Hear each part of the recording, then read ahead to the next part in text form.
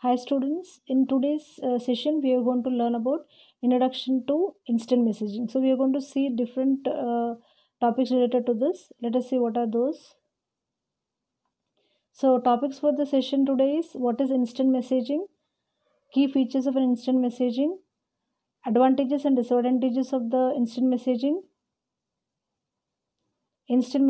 account and instant messaging services, creating an instant messaging account, getting started with Google Talk, launching and signing in into the Google Talk.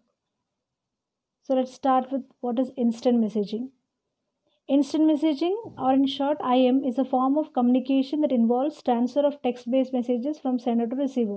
So whenever we have to send messages from the sender to receiver in the textual form, then we have to go for instant messaging, immediate messaging.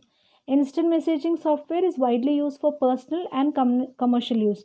So we use it for both personal and the commercial use also. Some instant messaging software allows user to view messages received when they are not logged on. These are called offline messages because whenever we are online we receive message, it is a normal online message. But even though we are not logged in, still we are able to receive those messages called offline messages. Let us look into the key features of instant messaging.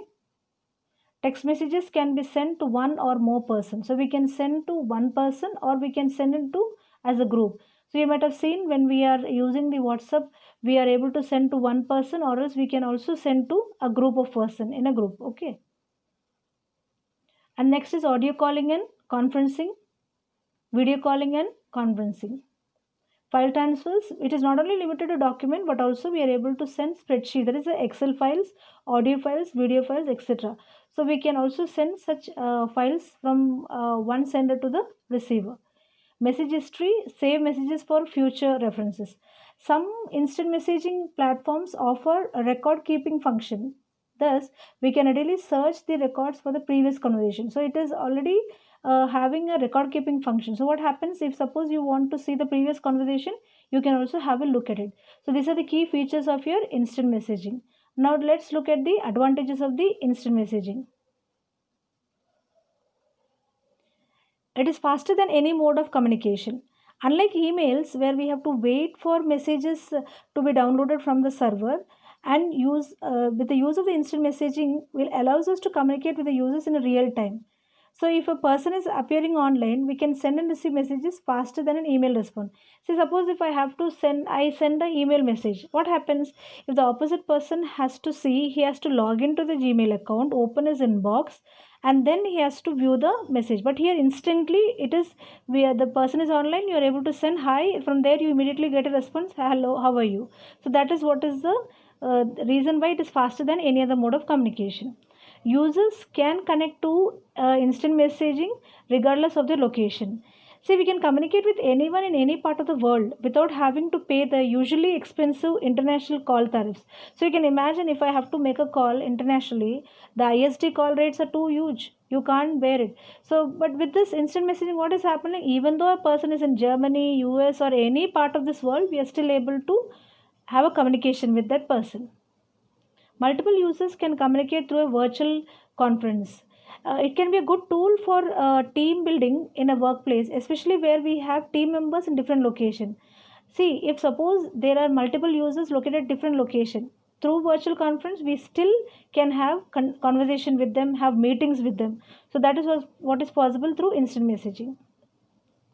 Users cannot only send messages but can attach and exchange electronic files such as images, audio, video, and textual documents. So, with the enhancement, probably when it was started, we only could send only textual messages.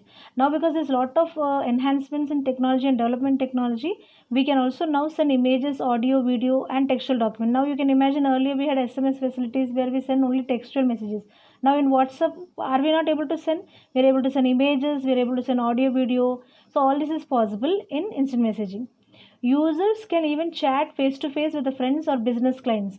So that means what? Because we have having a video conferencing, we can even see the person face to face and have a chat. So these are the advantages of the instant messaging. And disadvantages of instant messaging.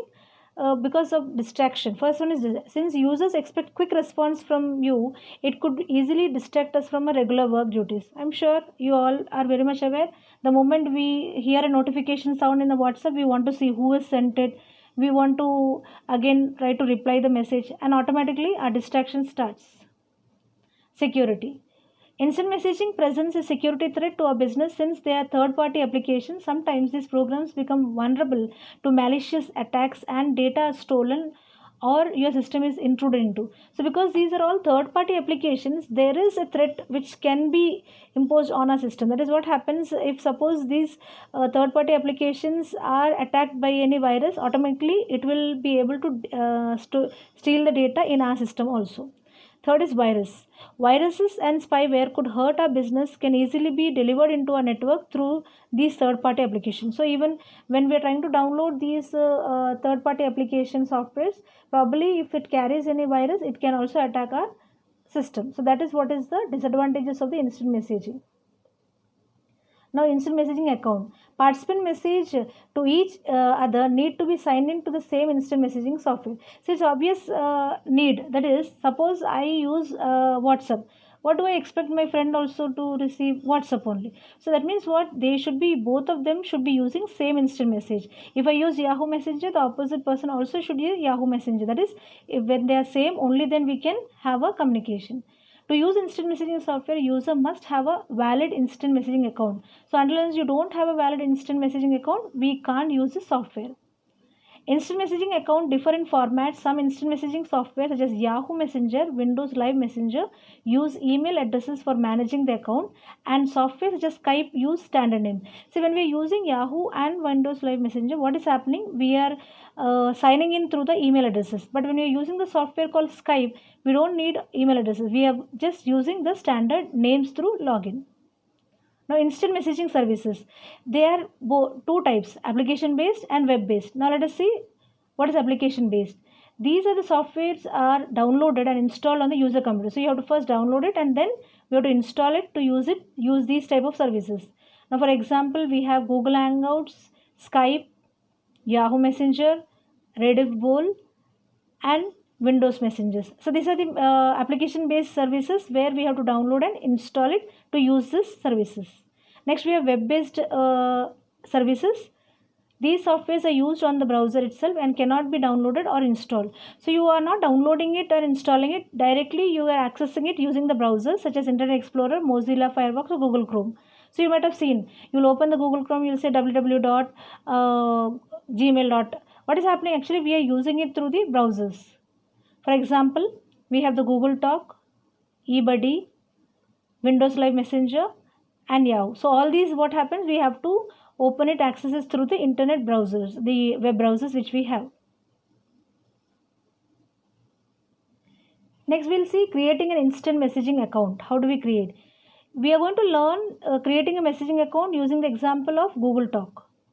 Google Talk is an instant messaging service that provides both text and voice communication developed by Google Incorporation. So this is the software which is developed by the Google Incorporation. We can have both text as well as the voice communication. It can also be used for making video calls and to view updates from the Gmail mailbox. So this can be used for making video calls as well as we can see the Gmail mailbox updates also. It is free and is available as application based and web based. As we have already learned, application based, you have to download and install to use it, or else you can directly go with the web browser software. We can directly use this particular instant messaging account. How do we get started with the Google Talk? We have to go to www.google.com/talk. When you type this, you have to download the Google Talk and then we have to sign in with the Gmail information. Then we can start the Google Talk. After we install Google Talk, double click the desktop icon to launch it. So as you all are aware children, whenever we install a software, there is always an icon which is already saved on the desktop. So you can just click on that icon and launch it. So once you launched it, you can use your Gmail username and password and then click sign in button to sign into the Google Talk. Now let's see how we are going to launch the Google Talk. So we are going to click the start programs and Google Talk. From there we have to click on the Google Talk. We can open the Google Talk, or else we can double click on the Google Talk icon on the desktop if available. we need to have a list of contacts that are available for the chat. So as expected children, suppose you have to contact your friends, what will happen? You have to have your list of contacts in your phone, then only you can contact. Similarly here also you should have a list of contacts. Suppose you don't have, then what happened? We can add their Gmail account to our contact list by sending an invite. So usually we send invite links through which where they can add those names can be added into our contact list. So this is the ones we launched the Google Talk. This is the window which you can see. This is the way the window looks like. Now how do we sign in? Signing into the Google Talk account. To use the Google Talk, we need to sign in with our Google account details. That is, once we open the Google account details, we can use the Google Talk. After signing in into our Google Talk account, we'll be seeing a window similar to this. So this is the way the window looks like, the Google Talk window. You'll have the username place and the password. You have to give your username, the normal Gmail username and password, and click on the sign in. Now the Google Talk application is ready for use. So this is the way you try to get started with the Google Talk, launch the Google Talk, and sign in with the Google Talk. Here in today's video, we have learned about instant messaging. That is, we are able to send and receive textual messages, audios, videos instantly in real time. So it is much faster than the other modes of communication.